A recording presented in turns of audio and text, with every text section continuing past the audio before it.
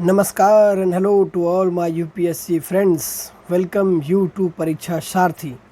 मैं आपका सारथी नितेश कुमार झा आप सभी का एथिक्स के डिटेल कोर्स में स्वागत करता हूं। आज है एथिक्स का लेक्चर नंबर 2, जिसमें हम स्टार्ट करेंगे एथिक्स के टॉपिक वाइज डिस्कशन। तो एथिक्स के topics one by one exam oriented mindset के साथ चलिए शुरू करते हैं। फर्स्ट टॉपिक है ethics and human interface, UPSC GS 4। ये है पार्ट 1। पहले समझते हैं एथिक्स क्या है। What is ethics? A simple definition of ethics is that it is a study of science of conduct. It is a concern with norms and standards. मतलब अगर simple way में समझा जाए तो एथिक्स हमें बताता है कि हमें क्या करना है, क्या नहीं करना है, कैसे करना है, क्या सही है, क्या गलत है। एथिक्स स्टडी करता है हमारे बिहेवियर को, हमारे कंडक्ट को। अगर एथिक्स की डेफिनेशन देखी जाए तो do not do unto others as you would not be done by. मतलब आप दूसरों के साथ वैसा व्यवहार मत कीजिए जैसा आप खुद के साथ नहीं करने देना चाहते। फॉर एग्ज़ाम्पल, आपका कोई दोस्त या आपका कोई रिश्तेदार आपसे पैसे उधार मांगने आता है, तो आपके पास दो तरीके हैं। पहला, उसे डायरेक्टली ना बोल दीजिए, या सेकंड, आप उसे जलील करके, उसे बुरा भला कह के, गाली दे के, उसकी बेइज्जती करके और बाद में उसे ना बोलिए। तो उसमें एथिकल क्या है? एथिकल है फर्स्ट ऑप्शन, कि आप डायरेक्ट ना बोल दीजिए। उसमें जलील करना, गाली देना, ये सब मगजमारी करने की ज़रूरत ही क्या थी? क्योंकि अगर कल आप किसी से उधार मांगने गए तो आप ये नहीं चाहेंगे कि कोई मेरी बेइज्जती करे, कोई मेरा अपमान करे और फिर मुझे पैसे दे या नहीं दे। आप चाहेंगे अगर देना है तो डायरेक्टली दे, नहीं देना है तो कोई बात नहीं, मत दे, पर मेरी बेइज्जती मत करो। तो अगर हम रिस्पेक्ट की मांग करते हैं तो पहले हमें रिस्पेक्ट देना चाहिए।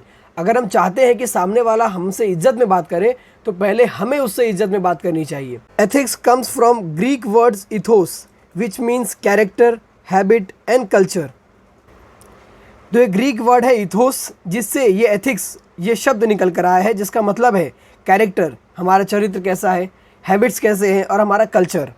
और ये वर्ड एथिक्स रिप्रेजेंट करता है code of conduct that we expect of others and ourselves. और एथिक्स में ऐसी बातें लिखी हुई है, ऐसी बातें दी हुई है कि आप चाहते हैं कि लोग आपके साथ वैसी बातें करें और खुद के साथ भी। जैसे कि हॉनेस्ट रहना, आप चाहते हैं कि आपके सारे कर्मचारी आपसे हॉनेस्ट रहें, तो इसलिए पहले आपको भी उनसे हॉनेस्ट रहना होगा। आप चाहते हैं कि कोई मुझसे झूठ ना बोले, तो पहले आपको सबसे सच्चाई बोलनी पड़ेगी। आप चाहते हैं कि फैमिली मेम्बर्स आपकी वैल्यू करें, तो पहले आपको अपने फैमिली मेम्बर्स की वैल्यू करनी होगी। पहले आपको अपनी रिस्पॉन्सिबिलिटी समझनी होगी, बाद में सामने वाला अपनी रिस्पॉन्सिबिलिटी समझेगा। तो एट द एंड एथिक्स हमें सही और गलत की पहचान करना सिखाता है। एक एथिक्स में क्या क्या इंक्लूड होते हैं? Morals, principles, honesty, right, fairness, responsibility, conscience, choice, honour, value, integrity. ये सब एथिक्स के इनएलिनिएबल पार्ट्स हैं। And ethics is dynamic concept and is being continuously revised with the changing circumstances. ये ज़रूरी नहीं कि जो 1900 में जैसे एथिकल फार्मूलाज थे, जैसे एथिकल कॉन्सेप्ट्स थे, वे आज 2023 में भी फॉलो होते हों।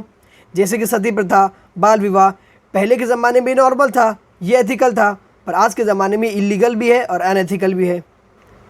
तो जैसे जैसे टाइम चेंजेस होते हैं, एथिकल्स फार्मूला भी चेंज होते हैं, एक पर्सपेक्टिव भी चेंज होता है और एक समाज का नज़रिया भी चेंज होता है। और जब समाज का नज़रिया चेंज होगा तो एथिकल प्रिंसिपल्स भी ऑटोमेटिकली चेंज होंगे।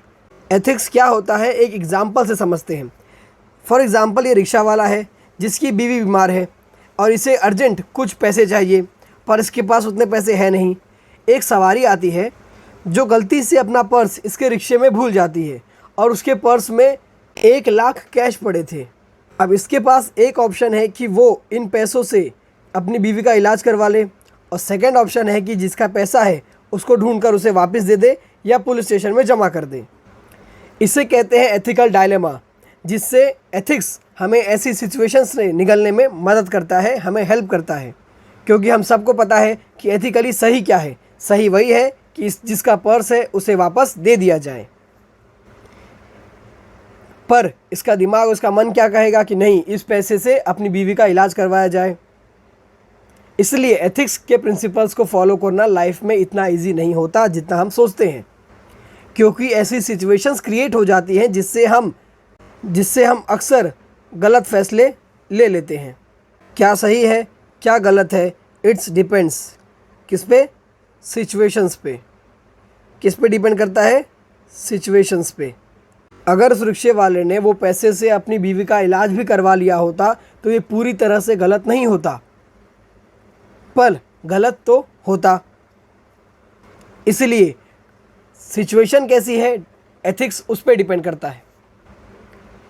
एक PYQ में क्वेश्चन आया है सेम कि what do you understand by the values and ethics, in what way it is important to be ethical along with being professionally competent.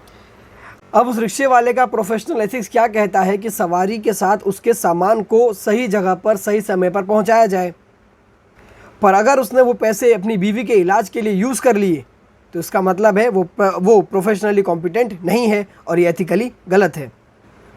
तो हम क्वेश्चंस को डिस्कशन करेंगे कि कैसे हम ऐसे क्वेश्चन को एकदम इजी वे में हैंडल कर पाए जिससे हमें 10 में से maximum to maximum marks achieve कर सकें। चलिए आगे बढ़ते हैं। अब एथिक्स क्या नहीं है, what ethics is not about. Ethics is not based on whether we feel something is right और रॉन्ग। मतलब एथिक्स उस पर बेस नहीं करता कि हम क्या फील करते हैं, हम क्या सोचते हैं, क्योंकि उस रिक्शे वाले की कहानी में उस रिक्शे वाले को पता था कि पर्स को वापस करना मेरी प्रोफेशनली जिम्मेदारी है, पर उससे ये फील हुआ कि नहीं, इस पैसे से अगर मैं अपनी पत्नी का इलाज करवा लूँ तो मेरी पत्नी ठीक हो जाएगी और ये गलत नहीं होगा। तो इसलिए जो हम फील करते हैं ज़रूरी नहीं कि वो एथिकल भी सही हो। जैसे कि एक आतंकवादी फील करता है कि वो जिहाद करके इनोसेंट को मार के सही कर रहा है, पर इसका मतलब ये तो नहीं कि वो सच में सही कर रहा है। तो एथिक्स वो नहीं जो हम समटाइम्स फील करते हैं। Ethics is not based on whether we feel something is right और wrong. Sometimes we want to do the right things but feelings may prevent us from behaving ethically. हम कभी कभी फील करते हैं कि हमें ये सही काम करना चाहिए और हमें पता होता है कि यही काम सही है, फिर भी कुछ ऐसे सिचुएशंस बन जाते हैं, ऐसी मजबूरी आ जाती है कि हम गलत काम कर देते हैं। जैसे उस रिक्शा वाले की स्टोरी के अकॉर्डिंग, रिक्शा वाले को पता होना चाहिए कि कस्टमर के बैग को उसके पास सही सलामत पहुंचाना उसकी प्रोफेशनली ज़िम्मेदारी बनती है, पर कुछ सिचुएशंस ऐसी हो गई, उसकी पत्नी की तबीयत बहुत ख़राब थी, उसके पास पैसे नहीं थे, फिर भी इसलिए उसने उस पैसे को यूज़ किया, जबकि ये टोटली गलत है, ये अनएथिकल है। Being ethical doesn't always until abiding by the letter of the law. मतलब जो इंसान एथिकली सही कर रहा हो इसका मतलब ये नहीं कि वो लॉफुली भी सही कर रहा हो, और वाइसे वर्सा जो लॉफुली सही कर रहा हो इसका मतलब ये नहीं कि वो एथिकली भी सही कर रहा हो। For example abortion, in some case it is legal and second example is adultery, extra marital affairs. Bharat में ये लीगल तो है पर एथिकली ये बिल्कुल गलत है, ये रॉन्ग है और ये हम सब जानते हैं। तो एट द एंड जो लॉफुली है ज़रूरी नहीं वो एथिकल हो, और जो एथिकल हो वो ज़रूरी नहीं कि वो लॉफुल भी हो। नेक्स्ट है essence of ethics. The essence of something means its core principles. The essence of ethics means indispensable quality of ethics which determine its character। Essence का मतलब उसके कोर प्रिंसिपल्स क्या है। अगर हमें एथिक्स के एसेंस को जानना है तो एथिक्स के प्रिंसिपल क्या है, क्या क्या उसकी क्वालिटीज़ है जो ये बताती है कि क्या सही है क्या गलत है, क्या एथिकल है क्या नॉन एथिकल है या अनएथिकल है। Let's say integrity, moral, principle, honesty, right, fairness, responsibility, conscience, choice, honour, value, ये सब पार्ट ऑफ एथिक्स है।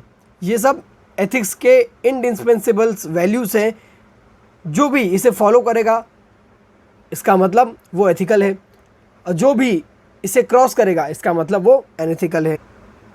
तो एथिक्स वर्ड कहाँ से आया है, इथोस से। एथिक्स में क्या क्या इंक्लूडेड है, बिहेवियर, किसका बिहेवियर, ह्यूमन बिहेवियर। स्टडी किसका है, साइंस का, scientific study of human behaviour. Ethics क्या डिफाइन करता है, एक्शंस को, कौन से एक्शंस को, ह्यूमन एक्शंस को, कि क्या सही है क्या गलत है। एथिक्स किस में हेल्प करता है? डिसीजन मेकिंग में।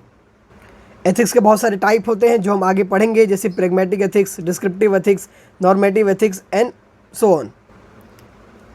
अब last part, feature of ethics क्या है? Ethics is personal in nature, although societal ethics do exist, we behave in an ethical manner because we feel it, not because of the fear of law. Ethics जो है वो personal in nature होता है, मतलब जो अगर एक group का या एक इंडिविजुअल का एथिक्स है, ज़रूरी नहीं कि वो दूसरे ग्रुप और दूसरे इंडिविजुअल का भी सेम एथिक्स हो। कुछ लोग सिर्फ इसलिए सही नहीं करते क्योंकि लॉ में ये लिखा है। अगर किसी को फील होता है कि ये सही करना है, यही सही चीज़ है, बस ये सही चीज़ है, अगर ये फील हुआ तभी वो सही करेंगे, इसलिए नहीं कि वो कानून से डरते हैं, लॉ से डरते हैं, इसलिए हमने सही चीज़ किया। लेट्स से कि उस रिक्शे वाले ने अगर उस पर्स को उसके मालिक तक सही सलामत पहुंचा दिया होता, तो सिर्फ इसलिए पहुंचाया होता क्योंकि उसे लगा कि ये करना सही है, इसलिए नहीं क्योंकि उसे कानून का डर है। अगर हमें लगता है कि चोरी करना गलत है तो गलत है, इसलिए हम नहीं करेंगे, बात ख़त्म। In many cases ethics are codified and are then expected to be followed by the people. For example, medical ethics, sport ethics, etc. ऐसे बहुत सारे केस होते हैं जहाँ एथिक्स को कोडिफाइड करके रखा ऐसे बहुत सारे केस होते हैं जहाँ एथिक्स को कोडिफाइड किया गया है, यानी एक पेपर पे लिखा गया है कि अगर आप इस प्रोफेशन में एंटर करते हैं तो आपको ये एथिक्स फॉलो करने होंगे। जैसे कि मेडिकल एथिक्स होता है, सेम स्पोर्ट्स एथिक्स होता है। Ethics provides a mechanism for evaluation of action. हमने कैसा व्यवहार किया है, हमारा एक्शन कैसा है, सही है या गलत, तो एथिक्स ये प्रोवाइड करता है कि हम उस एक्शन को जज कर सकें। Morality is a subset of ethics and is often used interchangeably and is concern with specific principle of action. हमें गलती क्या करते हैं, मोरालिटी को एथिक्स से अलग कर देते हैं, पर नहीं, मोरालिटी एक एथिक्स का ही सबसेट है और कभी कभी मोरालिटी और एथिक्स को हम इंटरचेंजेबली यूज़ करते हैं। वैसे अगर बेसिक डिफरेंस देखा जाए तो एथिक्स क्या है? एथिक्स है एक्सटर्नल रूल्स के लिए, पर मॉरल्स क्या है? पर्सनल प्रिंसिपल्स के लिए। एथिक्स जो है वो डिपेंड करता है कि सिचुएशंस कैसा है, एनवायरनमेंट कैसा है, उस हिसाब से चेंज होता है, पर मॉरल्स रेयरली कभी चेंज होते हैं।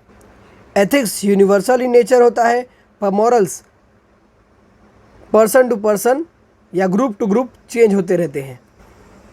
अब चैलेंजेस क्या है एथिक्स के? There are mainly 3 challenges to ethics: individualism, religion and culture. Firstly, individualism seeks to put self interest about that of any other.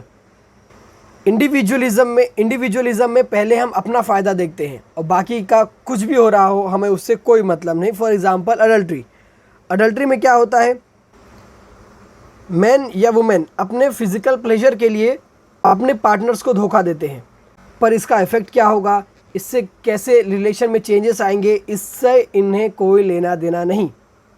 जैसे कि इनके घर वालों पे क्या असर होगा, इनके फैमिली पे क्या असर होगा, अगर इनके बच्चे होंगे तो क्या सोचेंगे, ये ज़्यादा नहीं सोचते, ये सिर्फ खुद के फिजिकल प्लेजर के बारे में सोचते हैं। Secondly, all religion teaches its disciple to behave in a moral and ethical manner. However, sometimes religion may challenge ethical conduct. For example, killing innocent in the names of jihad. अगर कोई आतंकवादी जिहाद के नाम पे इनोसेंट लोगों को, innocent peoples को मार रहा है और ऐसा मानता है कि उसके धर्म ने, उसके रिलीजन ने ऐसा करने को कहा है, तो ये तो एथिकली गलत है, क्योंकि कोई भी धर्म अहिंसा, स्पेशली बेवजह की अहिंसा तो नहीं सिखाता। Second example, killing animal in the name of religious practice. बहुत सारे रिलीजन में बलि प्रदान की प्रथा होती है। मीन्स आपने धार्मिक रिचुअल्स को पूरा करने के लिए एक किसी जानवर की जो बेजुबान है उसकी बलि दे रहे हो, जो कि बिल्कुल गलत है। Lastly, culture too is a challenge at times of ethical conduct. For example, protecting the environment is the ethical code. हमें एनवायरनमेंट को प्रोटेक्ट करना है, ये बात तो सही है, पर cultural activities like bursting crackers, पूजा पाठ के नाम पर घर की सारी गंदगी, प्लास्टिक्स हम नदी में डाल देते हैं, जलीय कट्टू, एनिमल्स पे अत्याचार होते हैं ड्यूरिंग जलीय कट्टू, ये भी एक बिग चैलेंजेस है एथिक्स के इम्प्लीमेंटेशन के लिए। Thanks for watching and please subscribe to Pariksha Sarathi for more such videos. अगर हमारी वीडियोस से आप कुछ भी सीखते हैं तो प्लीज़ सब्सक्राइब कीजिए, सपोर्ट कीजिए, और हम अपने कंटेंट को कैसे इम्प्रूव कर पाएँ इसके लिए भी आप आइडियाज़ दे सकते हैं कमेंट सेक्शन में। धन्यवाद। जय हिंद।